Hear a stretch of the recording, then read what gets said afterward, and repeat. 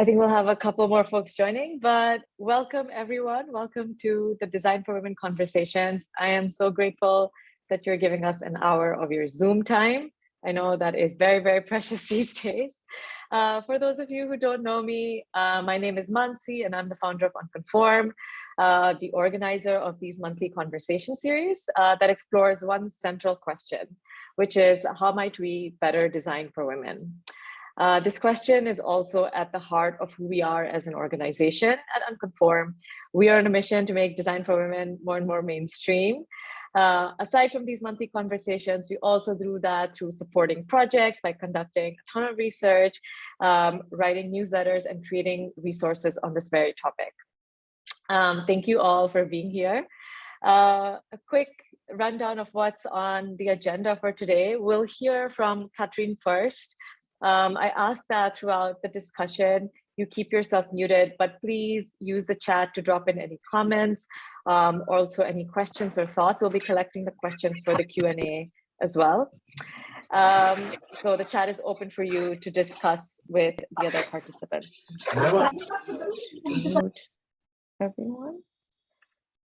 Yeah, there we go. Yeah, and then after the panel discussion, we will do a short Q&A with Katrine. So please think of your questions and drop them into the chat. Then I'll share some information for the next month's conversation. And then for the very last piece of it, we'll go into breakout rooms to discuss some of what we've heard today and meet some of the other fellow participants. We're also recording this conversation. So, in case that makes you uncomfortable, feel free to turn off your video, but it's always really, really nice for our panelists to see some faces. So if you don't mind to have your video on, that is super welcome. You also might have seen our code of conduct when you RSVP'd. I just want to quickly remind everyone that this is a safe space for everyone, and harassment of any kind is not tolerated. So in case you have any issues, please direct message me in the chat and I'll get to it as soon as I can. Okay, I think we're done with all the logistics. So we'll get started. And I would love to introduce Katrine today. Katrine Marçal is a best-selling author on women and innovation. Her first book, Who Cooked Adam Smith's Dinner, has been translated into more than 20 languages. Katrine's second book, and a personal favorite of mine, Mother of Innovation, How Good Ideas Get Ignored in an Economy Built for Men, became a bestseller in Sweden in 2020 and now is being translated into many, many other languages. I love that Katrine writes about women and money and economics because the topics are just super, super important. Katrine is originally from Sweden and she currently lives in England with her family. Welcome, Katrine. It is so wonderful to have you here. Thank you for sharing this space with us today. Thank you. Thank you so much for inviting me. Yeah, thank you. Thank you for being here. I would love to get started with, I'm in the wrong. Sorry, I don't have my list of questions open, so just give me a second. Wrong document.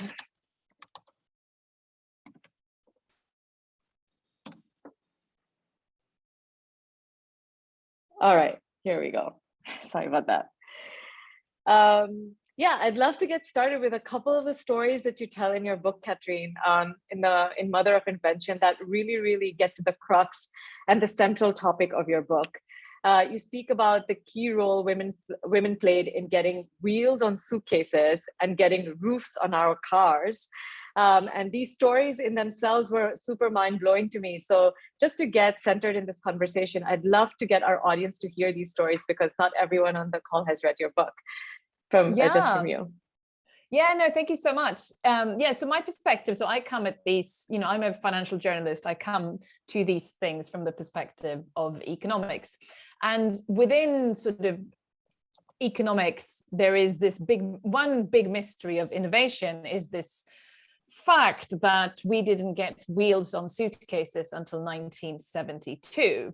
So we invented the wheel 5,000 years ago, and we've applied the technology of the wheel to a lot of things. We've had cars and bicycles and hamster wheels, and basically whenever something heavy had to be transported from point A to point B, we have made that easier by using the technology of the wheel.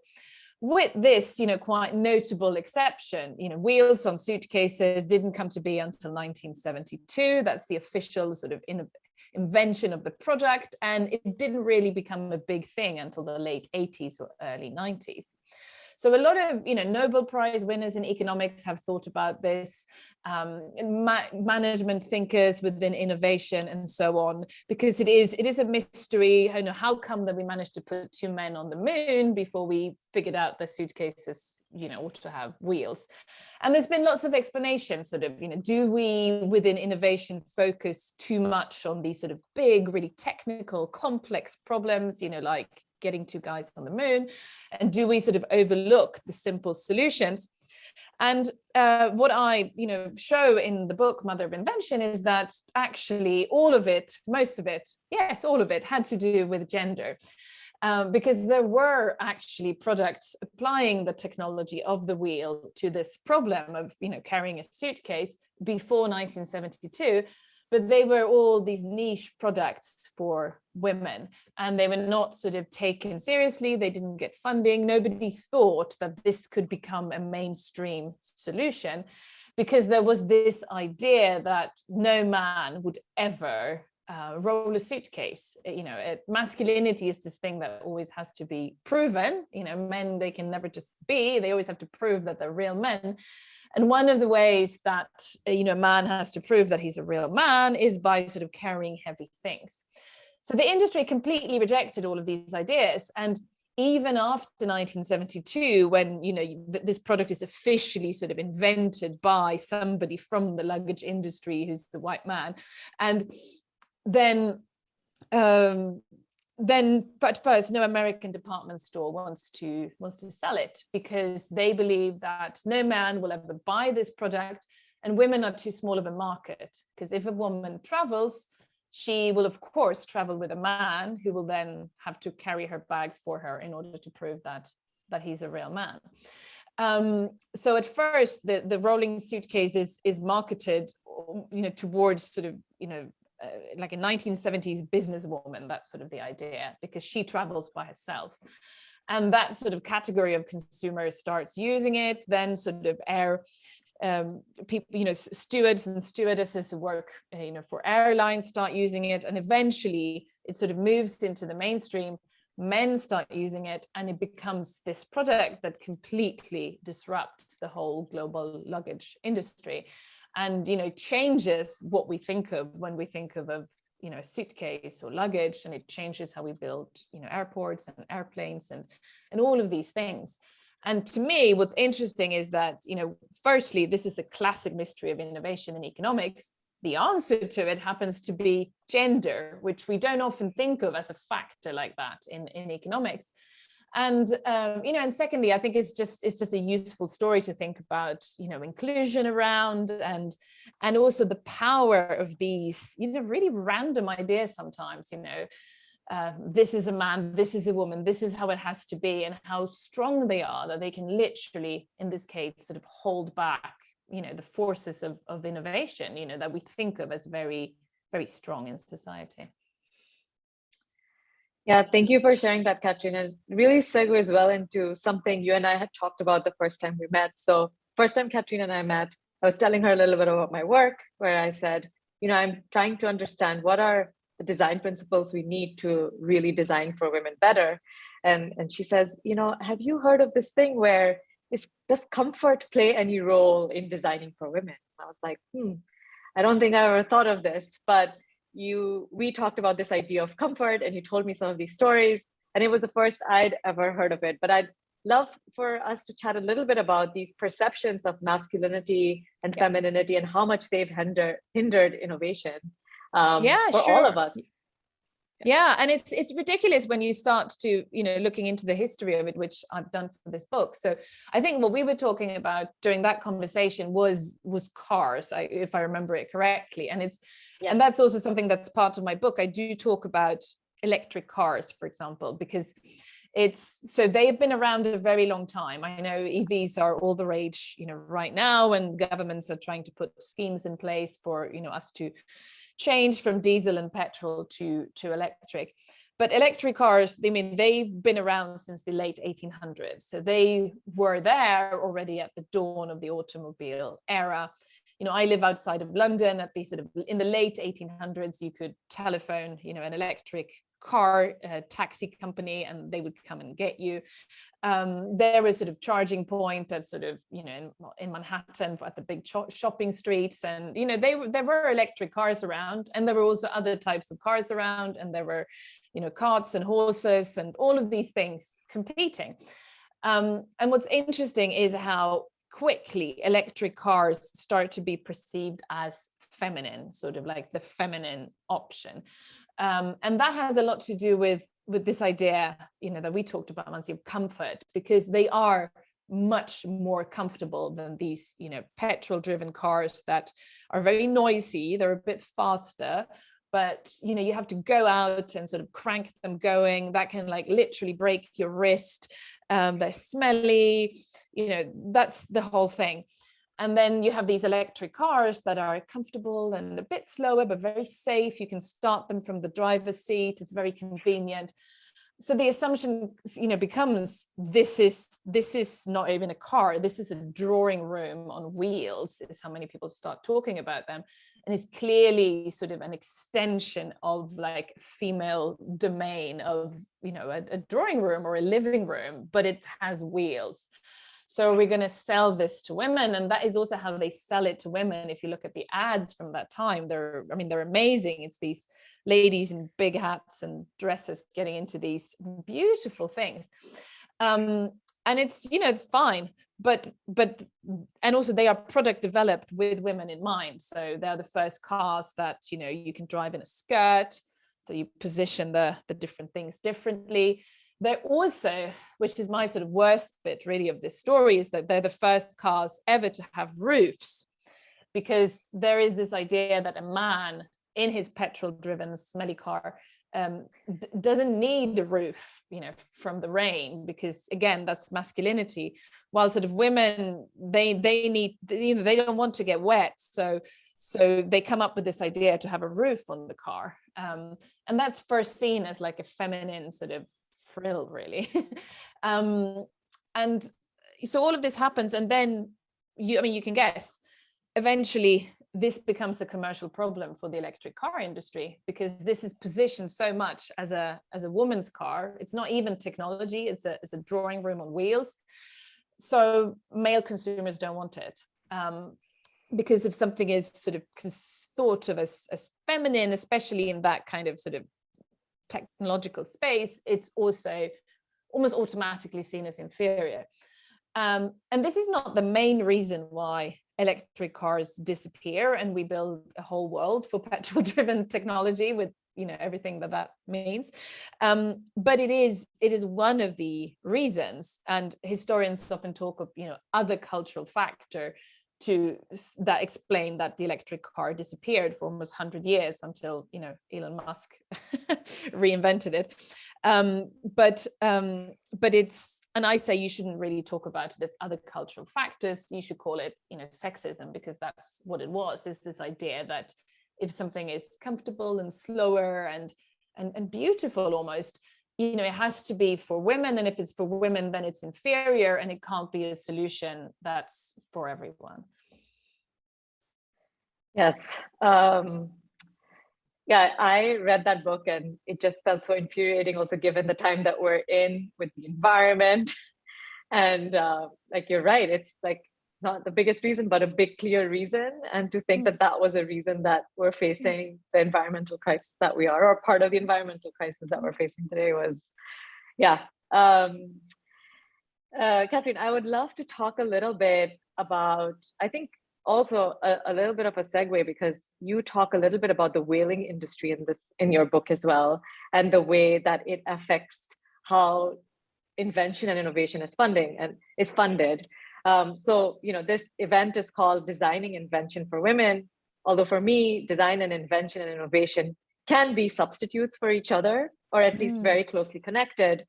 And as I thought about that, I thought a little bit about, not only are we not inventing things for women, but also the invention ecosystem is not set up for us, which is, I think you talk a little bit about that with this whaling industry thing that I'm sure you will touch upon. So of course, there's layered systemic aspects that come into this, but I would love to hear a little bit about, the money and the economics and how it connects to invention and how gender is kind of underlying all of that from your research. Yeah, thank you. No, I mean, so firstly, I mean, this is a very big economic problem, and that's how I talk about it in the book, because women are actually, even in from like a really sort of strict, narrow market perspective, women today are incredibly powerful as consumers. So in the global economy, I wasn't part of that. They estimate that the people that estimate this kind of thing economists estimate that women influence around 80% of all consumer decisions in the global economy. So that's huge. And that comes from sort of women's economic role of being consumers in the way, not in the way sort of going out and buying expensive shoes, but in the way that because women are sort of doing more unpaid work around the household, a lot of that is buying things, what toothpaste and, have we run out of cat food and what cat food to get. And, there's an important economic role, and women have been encouraged into it, which means that particularly today, when women have more money, they are actually, as a consumer group, incredibly powerful, influencing 80% of all consumer decisions. So why don't we have more innovation for women? That is, and design for women. That is, this is a big market failure. And the part of the economy that's supposed to sort of fix that is, the financial sector, right? Whose role it is to get money into the hands of people who can start businesses and have ideas and sort of make this happen. That's their job.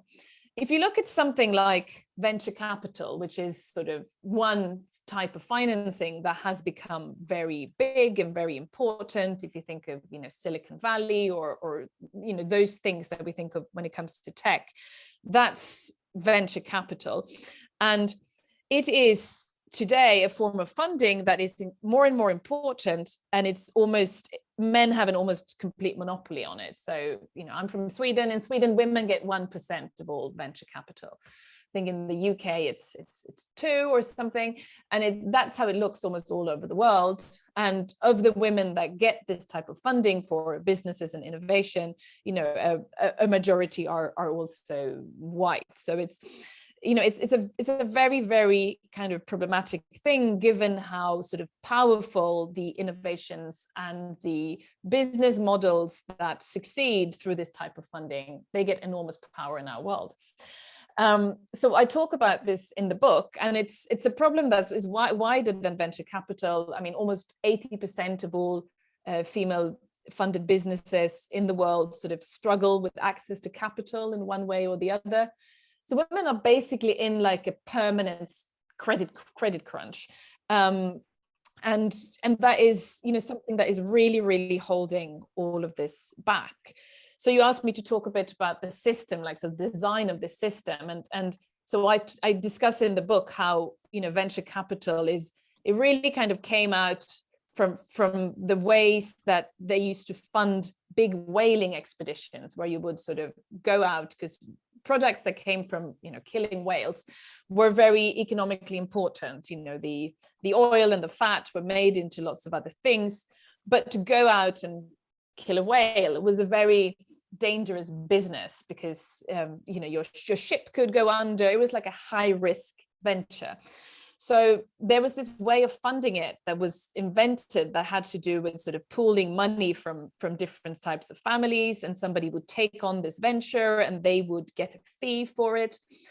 And this is basically how venture capital then sort of started. And now we don't fund whaling expeditions, but it funds these other sort of high risk ventures, like the big tech companies, or you have an idea for an app that could become huge, that's where you would go.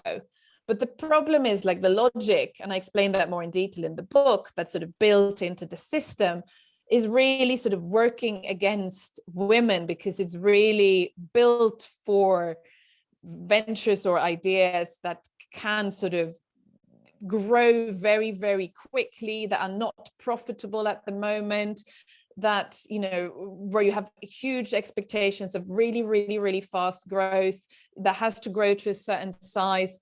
And the type of ideas that women and businesses that women tend to have tend to be of a different type. You know, so women, they run a profit earlier than men. And all of these things are actually things that work against them in getting the big money. And so that's, I guess you could see that as like a design fault I'm trying to speak a language I can't speak here, but in the financial system. Yeah, Katrine, I was thinking about this a little bit because one of my recent newsletter issues, I was reminded that when I was starting to do this work, I was just kind of going around looking at, you know, the different venture capital funds and the language they use. And I had all these tabs open, and one Chrome window had all the women-focused venture capital funds, and then I had all the big ones that didn't focus on like one gender identity in another one. It was really interesting how the women's ones had all these stats. Like they were really making a case. They were like, women run better businesses, like women do better this and better that. And then the other ones were just like, we invest in the daring. But then like, I didn't really know if the daring run better businesses. Like they didn't like run a correlation to prove that anywhere. So it was quite funny. And I was just thinking about like how, like, where are those numbers?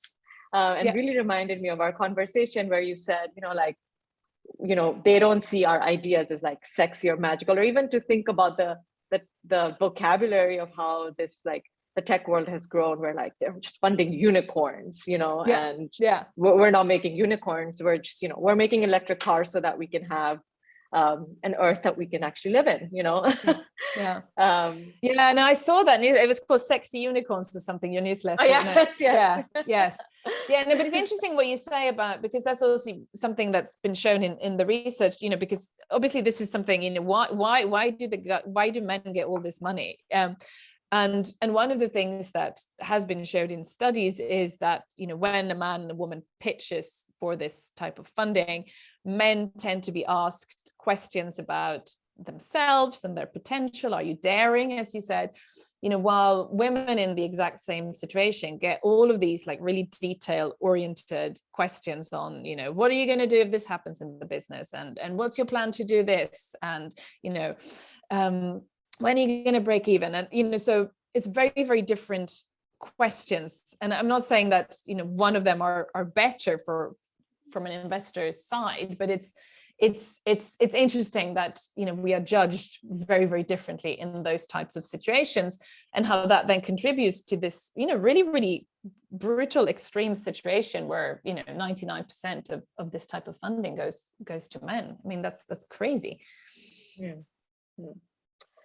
Well, thank you so much for sharing. We're going to move into audience Q&A. So if you have any questions or comments or discussion points that you'd like to share with Katrine, please drop your questions into the chat. But we have collected some from some of the participants already. So the first question is from Lynn.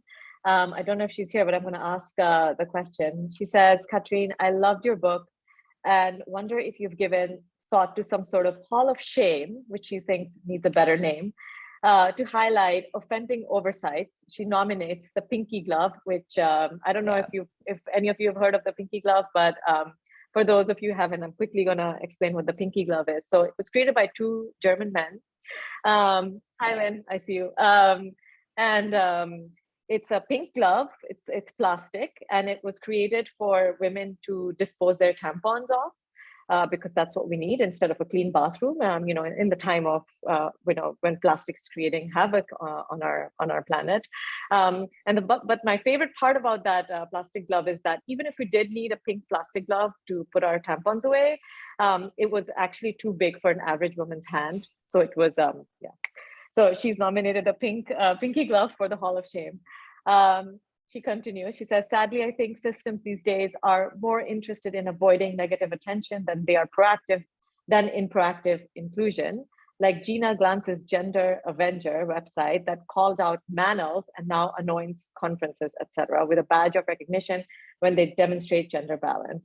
yeah, so she's wondering if you have thought about a hall of shame, or and yes, if you have any No, thoughts. I mean, I haven't thought of it before, but I will definitely think of it now. I mean, I think that's a good idea. Because it's I mean, I think it is frustrating because it's also one of these areas where it's not really moving. I'm even from the just from the perspective of who gets the money and the funding, and it's slowly in sort of some economies the US is doing a bit better, but it's not much really is happening. And what I try to show in the book, that this is great. I will support any hall of shame. I think that's a good idea. I think talking about these things are a good idea. I think all of these sort of trying to encourage women to see themselves as innovators, I think all of that is great. But what I try to show in the book is that this is like a systemic problem. It goes to the heart of like the financial logic of this type of funding, if we're just talking about that.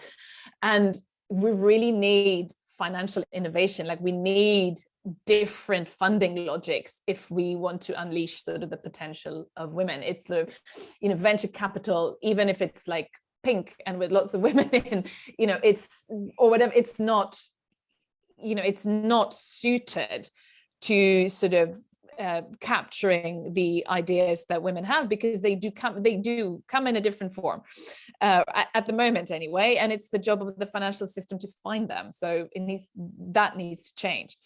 And I think that's what I'm trying to emphasize. And when it comes to innovation, I also try to, and I think that's why many people find my book really depressing, is because I kind of just show that this goes really deep. We have written this whole history of innovation based on excluding women. And, our whole definition of technology is based on whatever men have done.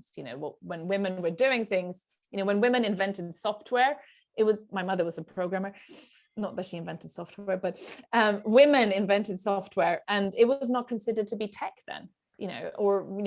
Women were weaving or inventing technology around weaving and cloth, or they were inventing ropes, or they were creating ceramics, which is obviously technology, but it's not considered to be technology. So we end up in this sort of history of innovation that, basically tell us that everything important ever was invented by men, and it's not true.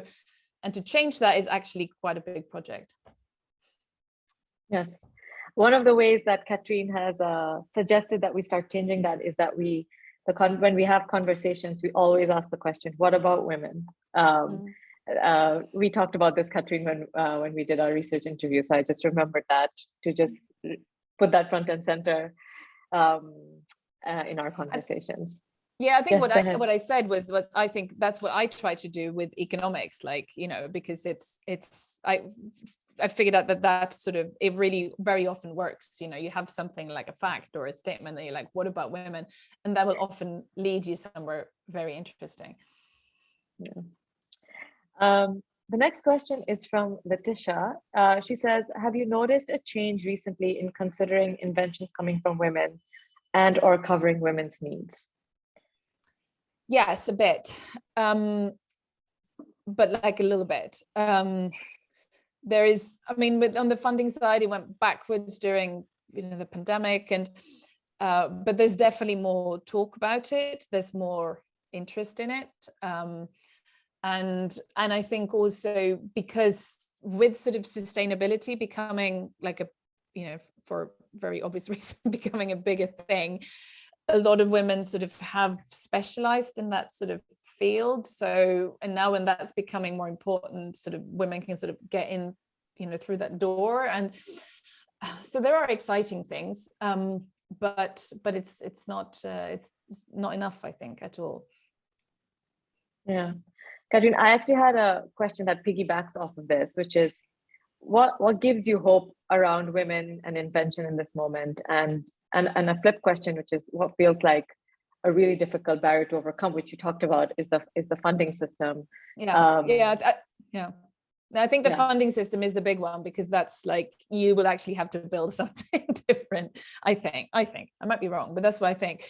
So that, I think that is the big barrier. I think I mean, so several things gives me hope. So there is, I mean, in terms of money, there is actually a big sort of historic shift going on right now, where sort of women in the next couple of decades will, inherit and in different ways sort of get more money, which is something it's like a wealth shift sort of. And I think that could actually be an opportunity to change some of these things. Not that sort of women always sort of use their money differently than men, but it's something that has never been the case before in history. So that is, I think that's interesting. I don't know if it's that gives me some hope, but I do, I mean, in general, I do think we are discussing these things a lot more, and I think also probably just the scale of our challenges for the next couple of decades will make it, more and more obvious that we need to, use all of the potential we have to innovate. And, we can't just continue with, at least one hand tied behind our backs, because it's like there's a scale of the problems that we will need to fix and fund. And, so that is a very, very depressing take on hope. But yeah. Thanks for sharing that. Next question is from Stacy, and she asks, what is the most challenging aspect of pitching innovative ideas to investors for women? I mean, so I've talked to a lot of women who've trying to do this, and I think it's everything, but it is it's all of these really obvious, ridiculous things, and women tell me all of these stories. You pitch, and and people will just assume that the man in the room is like the one who they should ask all the questions to, because you're not important. I mean, it's all of these things. But I do think the really challenging thing is this like the idea that women often come with will not fit, like it won't be what they're looking for, because they're looking for something where the criteria is set, like based on sort of the type of ideas that men come up with. So it won't just be that, they are discriminating against you, or they're being rude. I mean, they might be, but in many cases they are, but it will be like, your thing will not be very, very likely to fit into their model. And I think that is very, very frustrating. Yeah. There's actually research that shows, this is a bit of a tangent, but still very much part of the ecosystem. But for example, the curricula that is created for investment readiness and pitching, accelerators and incubator curricula, there's now research that shows that because it is done with this gender neutral lens, which does not take into account specific unique barriers that women face in fundraising, that if men and women enter with, say, so much of a gap in those accelerator programs, they both become more investment ready later, but the gap actually increases between men and women by the time they graduate, because the barriers that women face are so unique, and none of the curricula ever think of covering that. Things like time poverty, or how you deal with the investor that won't talk to you, or all of these unique barriers that men just don't have to deal with, when the investor hits on you, or if you can't go because you have family obligations, or you might feel even just isolated as the only woman in the room. How do you navigate those things? They are not covering that because it's a gender neutral lens, which is, it's clear it's not gender neutral. Exactly. And also, like how many, the expectation that these deals should happen at sort of late night at restaurants, and sitting across the table in like that kind of scenery and asking men for money is, it's complex, is what many women tell me, and none of that is talked about. So are there any more questions for Katrine? If you haven't, we have time for another question. If anyone has one, you can just unmute yourself and speak if you would like. Otherwise, we'll slowly move into breakout rooms and meet some of the other participants.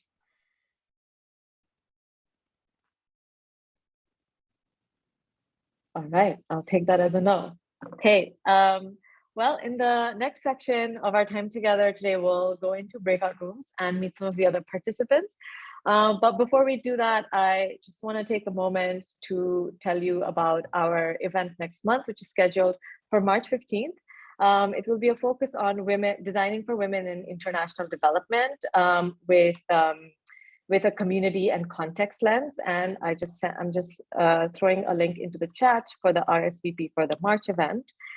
We're also hosting our signature introductory Design for Women workshop, which is putting together research and design principles from tons of interviews I've done with women like Katrine, who are really working with and along women for many years. That is taking place on April 7th, and I'll throw in the registration link for that as well.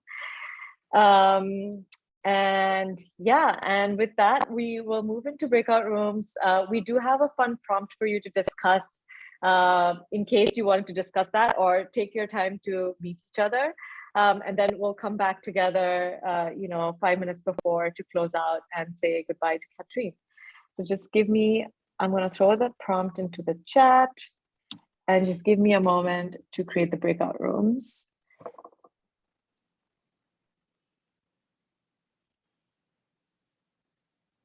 Also, if you find yourself alone in a breakout room, just come back into the main room and I will reassign you. Okay. Have fun and see you in a bit.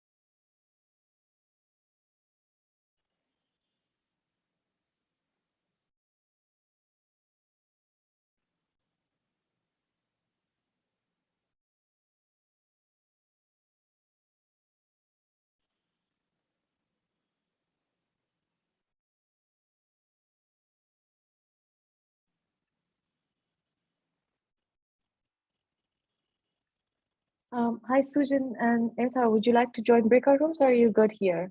And also Squirrel.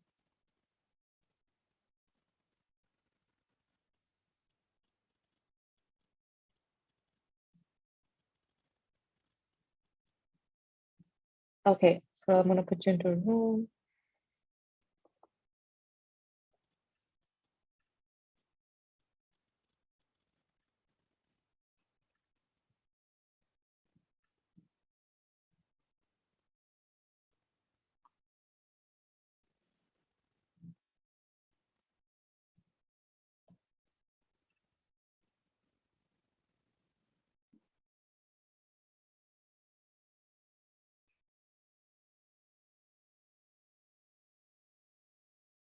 Great. Being recorded.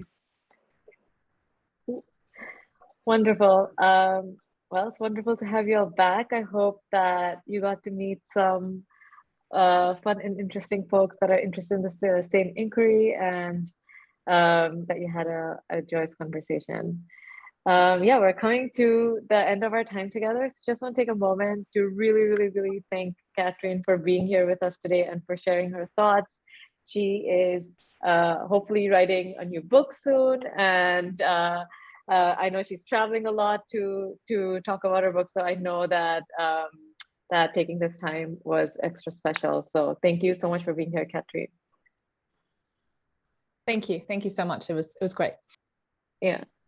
Wonderful. Well, I wish all of you have a wonderful evening, day, or afternoon, wherever you are. And I hope to see you at a future Design for Women conversation.